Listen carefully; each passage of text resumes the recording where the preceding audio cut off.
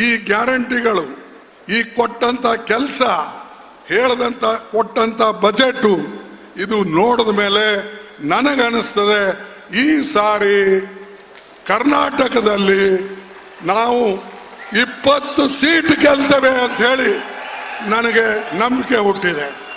20 seat. ಇದಕ್ಕೆ ನೀವು ಹೊಣೆ ಇರಬೇಕು. ನೀವು ಬುನಿಯಾದಿ, ನೀವು ಕೆಳ ಹಂತದಲ್ಲಿ ಕೆಲಸ ಮಾಡ್ತಕ್ಕಂಥವ್ರು. ನೀವು ಕೆಲಸ ಮಾಡಲಿಲ್ಲ ಅಂದರೆ ಯಾರ ಕೈಲೇನೂ ಮಾಡೋಕ್ಕಾಗೋದಿಲ್ಲ. ನಮ್ಮ ಜಯ, ನಮ್ಮ ವಿಜಯ ನಿಮ್ಮ ಮೇಲೆ ಅವಲಂಬಿಸಿದೆ ಹೊರತಾಗಿ ನಮ್ಮ ಮುಖಂಡರ ಮೇಲೆ ಅಲ್ಲ.